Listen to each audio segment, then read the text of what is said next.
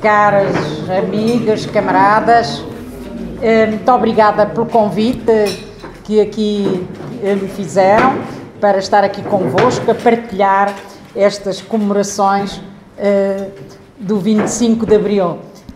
38 anos se passaram. Uma parte dos que aqui estão eram jovens, outros ainda não tinham nascido.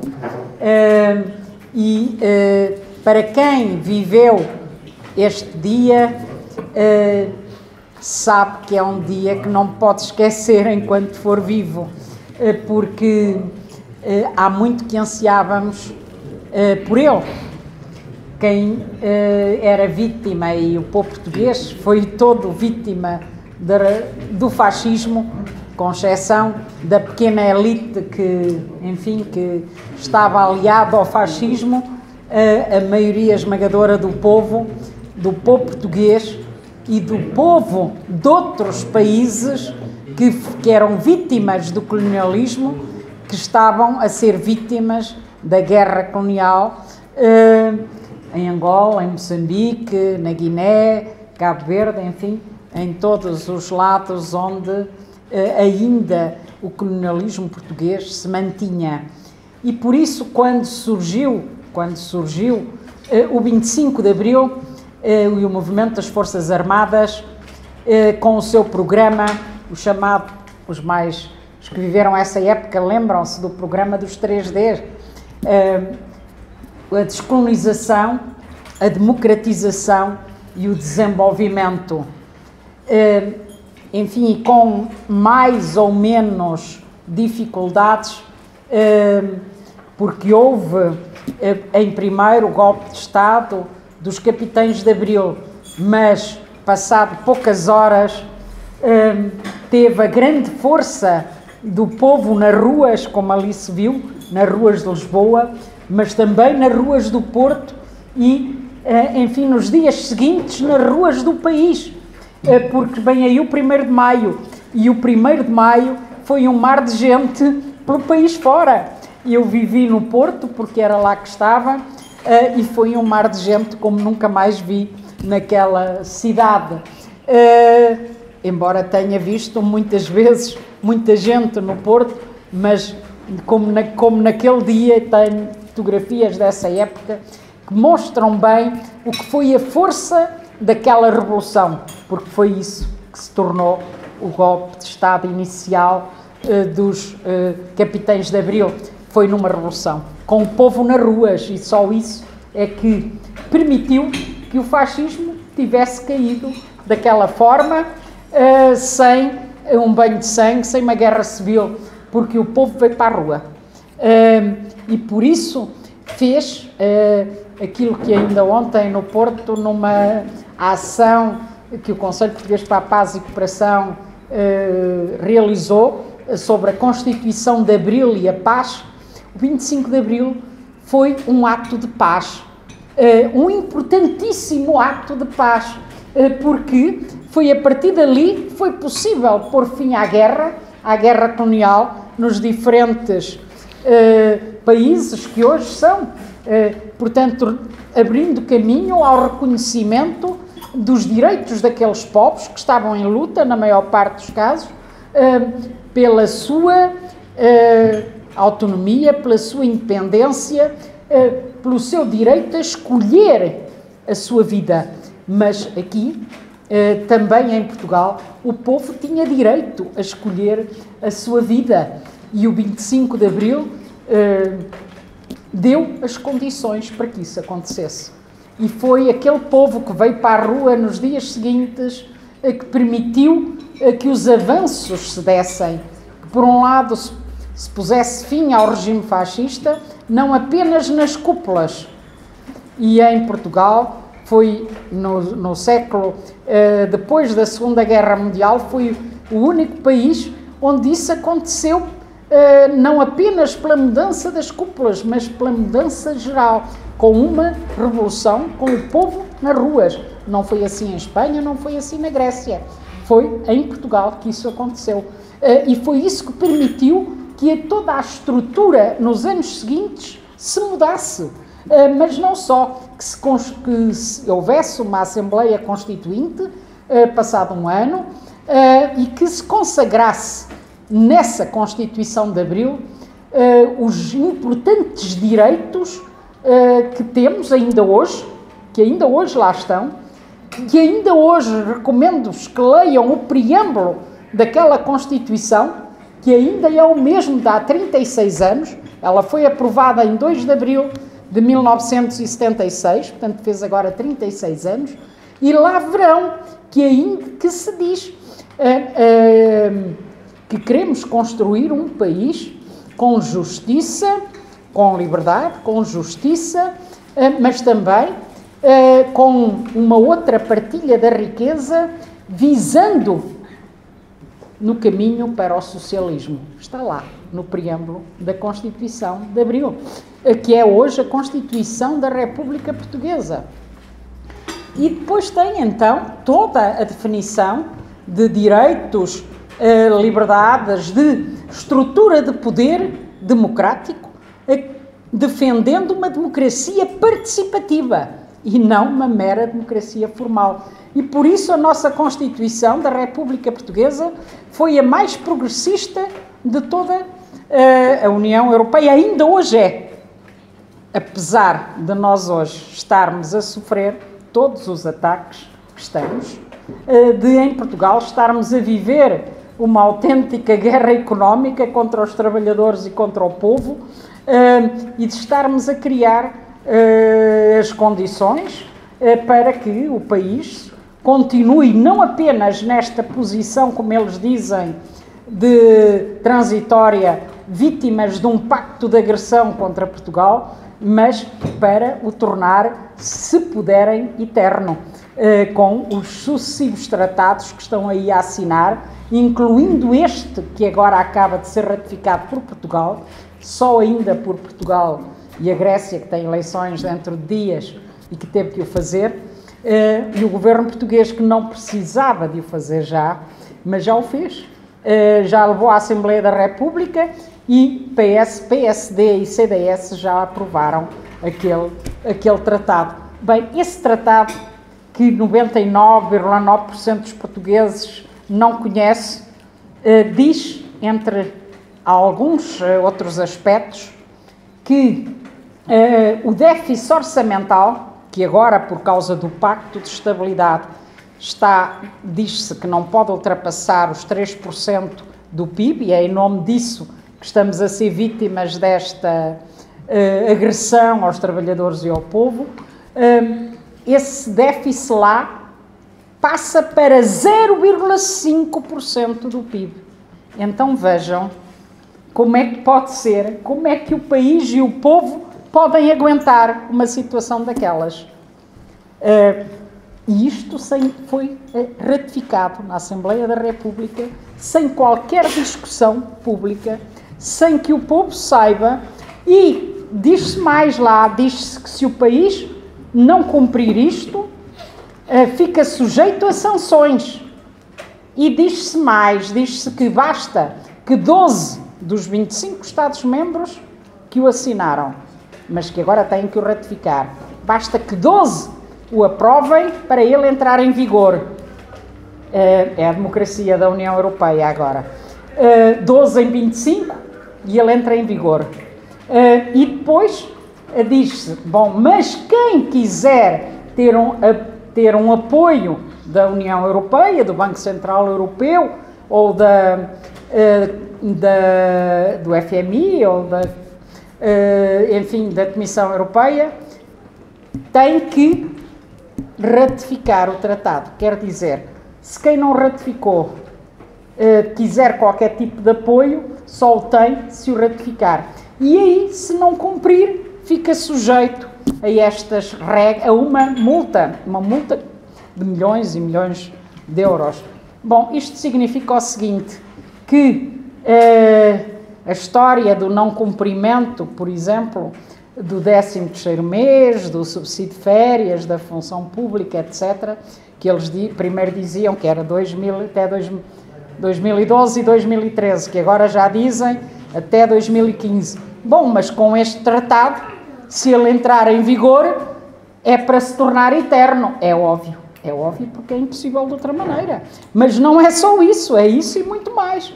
Ora, então, numa dependência completa ainda de um país estrangeiro. Portugal, que foi um país colonizador, que fez a descolonização com o 25 de abril de 1974, com a Revolução, está hoje transformado, passado 38 anos, num país autêntico protetorado, enfim, das grandes potências da União Europeia, sobretudo da Alemanha, como é claro, e numa dependência completa por via das cedências que os governos portugueses, e incluindo o atual, estão a fazer. E esta é uma situação inadmissível, que vai, na minha opinião, contrariamente, ao contrário do que diz a própria Constituição da República Portuguesa. Vale a pena, no momento que vivemos, conhecer bem o seu conteúdo, porque lá está escrito que nós temos direito à saúde pública. E veja-se o que acontece hoje, em que as pessoas que não têm dinheiro estão a ter dificuldades de acesso à saúde pública. Diz-se que tem direito à educação pública, mas veja-se, quem não tem dinheiro para ter os filhos nas universidades deixa de ter direito à educação pública, de facto. Diz-se que tem direito, enfim, à proteção social e veja-se o que está a acontecer, cada vez mais os cortes em tudo o que é proteção social. Mas mais, todo o problema do direito ao emprego, que hoje está a ser negado à maioria da nossa juventude. Não só aos 35% de desempregados, mais 35% de desempregados jovens, que já aparecem nas estatísticas, mas a muitos outros que, não aparecendo como desempregados, têm um emprego, um trabalho, um emprego precário, muito mal pago, de autêntica exploração. Aliás, há dias vinha um estudo de que mesmo os jovens que estão a trabalhar, mais de 40% não recebem mais do que 600 euros por mês. Bom, isto inclui muitos jovens licenciados, muitos jovens com cursos médios ou superiores. Não é só quem não tem estudos superiores. Portanto, nós estamos a viver uma situação de autêntica hipoteca do futuro do país, porque a nossa juventude é a garantia do futuro de um país. E ainda haver no meio disto alguém que diz que não têm trabalho cá, que vão para o estrangeiro trabalhar. Bom, esquecendo primeiro que hoje no estrangeiro o desemprego também está a crescer. Enfim, aqui a começar pela vizinha Espanha. Mas em segundo lugar, que um país que garante uma formação aos seus jovens e depois os manda para o estrangeiro, está a exportar o que de melhor tem. E, portanto, está também a boicotar o seu próprio desenvolvimento. E é aqui que eu queria falar do terceiro D. O nosso desenvolvimento está a ser posto em causa. E, ao pôr-se em causa o desenvolvimento do país, está-se a pôr em causa o seu futuro. Eles dizem que todas as medidas que estão a fazer são em nome de um futuro que há de ser amanhã, que então é que há de vir. Bom, mas nós queremos um presente que permita construir um futuro melhor. E o presente que nós temos não permite construir um futuro melhor. O presente que temos está a contribuir para a destruição do futuro. E isto é algo inadmissível. E, portanto, quando falamos hoje nas comemorações de 25 de Abril, acima de tudo, nós temos que exigir que se cumpram os ideais de Abril. Mas os ideais, as propostas, os conteúdos que estão na própria Constituição da República Portuguesa. Porque a fase seguinte vai ser a tentativa deles de alterarem, para não podermos continuar a dizer isto. Há aqui uma certa perseguição e vingança de alguns setores da sociedade portuguesa relativamente ao 25 de Abril e às conquistas do povo português, que que ficaram consagrados na Constituição da República e que permitiram a melhoria das condições de vida e de trabalho, uma redistribuição da riqueza, uma possibilidade dos filhos dos trabalhadores poderem aceder às universidades, a uma vida diferente. Eles não perdoam isso. Os setores mais retrógrados do nosso país, os grupos económicos e financeiros que dominam o país e, sobretudo, esta ligação também internacional.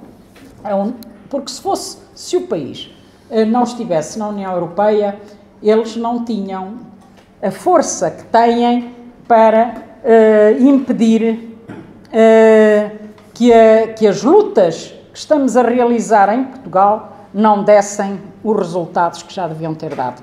As grandes manifestações realizadas no nosso país, como aquela de fevereiro, ou como, enfim, as lutas também em torno das greves gerais, em torno de lutas sectoriais, em torno de lutas das populações para impedir o encerramento dos centros de saúde ou dos hospitais, ou a destruição de vias de caminho de ferro, ou contra as portagens, ou, enfim, nos diferentes sítios, pela defesa dos seus interesses, tinham já dado outros resultados. Se o poder político português não tivesse as costas quentes, como tem nos grupos económicos e financeiros também estrangeiros. E por isso a luta está a ser mais dura ainda. Mas naturalmente que também nos outros países as lutas se estão a multiplicar. E nós temos que, aproveitando as comemorações de 25 de Abril, mas não só, também dar esperança ao povo. Se foi possível pôr fim ao fascismo, também vai ser possível pôr fim a esta política. É preciso que as pessoas continuem a luta, não desistam, continuem a lutar pelos seus direitos contra as injustiças que estão a ser vítimas, seja na área da saúde, seja da educação, seja das vias férreas, seja do que for, seja do dinheiro que não têm para pagar a renda da casa, ou do dinheiro que não têm para pagar a prestação ao banco, ou do dinheiro que não têm, enfim, para pagar às vezes os estudos dos filhos. É preciso que tudo isso seja um motivo de luta e que estas lutas convirjam para podermos dar a volta a isto. O 25 de Abril também tem aspectos importantes que estão na Constituição da República Portuguesa, como um direito que ainda ontem nesse colóquio no Porto, um historiador referia, eu tinha já lido esse direito, está no artigo 7º da Constituição, no 3º ponto, e diz o direito à insurreição contra a exploração. Está consagrado na Constituição da República Portuguesa. É um direito do povo insurgir-se e lutar contra a exploração de que é vítima. Isso já vem da Revolução Francesa, mas está na Constituição de Abril. Foi profundamente proibido durante o fascismo, mas está na Constituição de Abril. E ainda hoje se lá mantém. Então é um direito que nós temos que exercer, de nos insurgirmos e de lutarmos contra esta política de opressão que aí nos está a colocar numa situação muito difícil. Há bocadinho ali um camarada dizia: há para aí muita gente com fome. Sinceramente, eu sei que é verdade. Sabemos que é verdade. Ainda hoje de manhã, numa associação de que faço parte em Gaia, visitámos uma zona antiga e muito bonita da Serra de Pilar, mas também quisemos falar com a comunidade local de lá da zona. Uma zona até comunidade católica lá da igreja da Serra de Pilar. E eles disseram-nos que só ali, para um grupo muito restrito da comunidade, só ali, com o apoio do Banco Alimentar contra a Fome, eles distribuem, creio que eram 90 cabazes, 90 famílias, só ali numa coisa muito restrita. portanto, dizendo como está a aumentar a pobreza e a necessidade de apoiar aquelas famílias. E esta é portanto, não é só nas zonas do interior, é no próprio centro das grandes cidades. Falamos com professores e eles dizem-nos isso, que muitas vezes uma boa parte daquelas crianças, a refeição completa que têm é que comem na escola ao meio-dia. Isso sente-se no próprio aproveitamento escolar. Ora, o 25 de Abril não se fez para isto. O país tem riqueza que chega. Se ela for bem distribuída, ela dá condições para que todos possam viver com dignidade. E esse é um dos ideais de Abril. Nós hoje temos um sistema financeiro que é apoiado pelo Banco Central Europeu. Muitos podem não saber, mas o Banco Central Europeu está a fornecer aos bancos privados, dinheiro à taxa de juro de 1%. Não o faz aos Estados, porque lá nos seus estatutos diz que é proibido. Claro, eles fizeram agora um novo tratado, podiam lá ter alterado isso, mas não alteraram. Portanto, é proibido porque eles querem, a Alemanha e os outros querem que assim seja. Então, eles fornecem o dinheiro à taxa de 1% aos bancos privados. E agora, quanto é que vocês pagam aos bancos privados? O dinheiro que eles lhes emprestam e que vocês lá vão buscar, ou foram buscar. Bom, alguns pagam, se for para uma compra a crédito, chegam a pagar 20 e tal % ao ano, não é?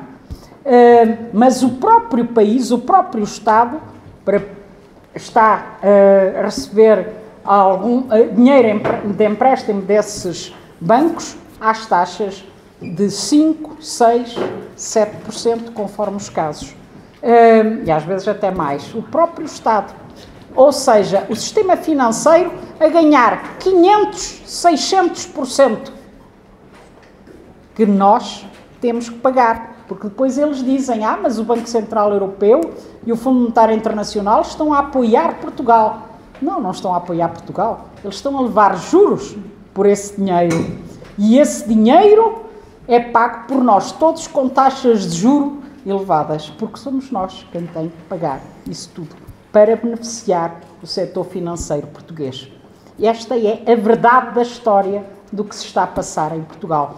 Mas mais, quando todos esses grupos económicos e financeiros nacionais e estrangeiros que hoje estão apostados na privatização, hoje, quer dizer, quando digo hoje, digo nos últimos anos, que se têm feito as privatizações dos grupos económicos que tínhamos, das grandes empresas nacionalizadas, como era a EDP, a Petrogal e outras, além da banca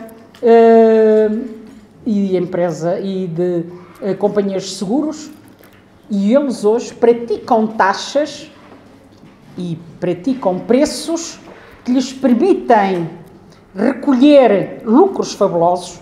Viu-se ainda agora a Galp, só no primeiro trimestre conseguiu um lucro superior a 50 milhões de euros, não é? Que nós pagamos a gasolina ao preço que está.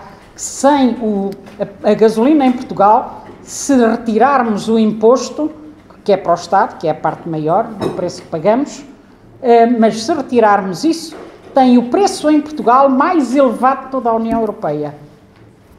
Como vocês sabem, a Galp foi privatizada e, como sabem, hoje até um dos maiores acionistas é o Amorim, mas não só, também uma empresa italiana.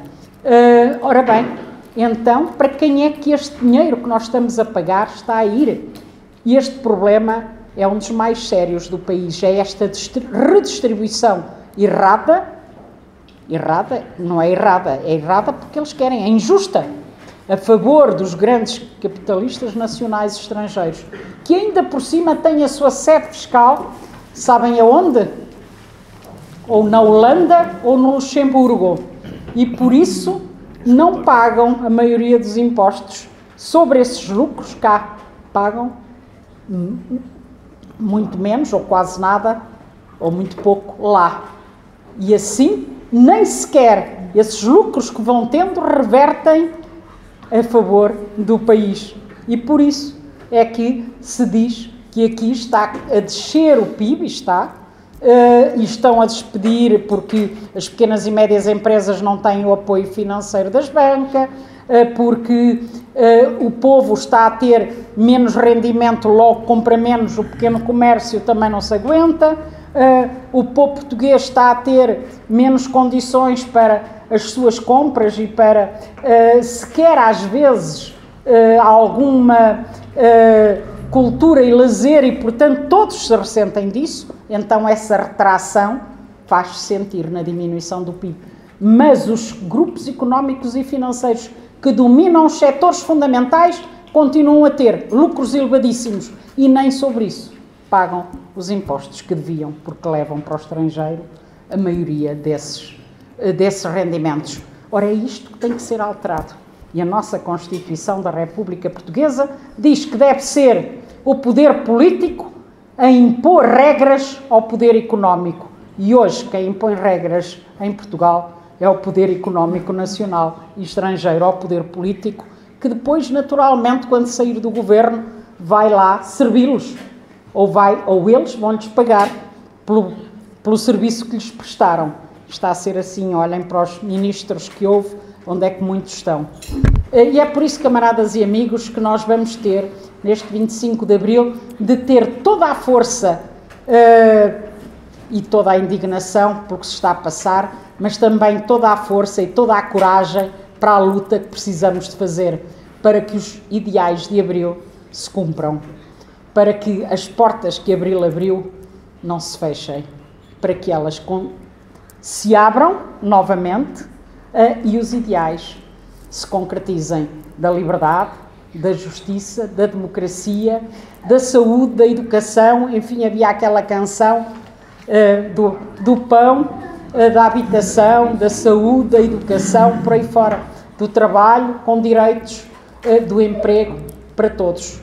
Muito obrigada, muitas felicidades. 25 de Abril, sempre.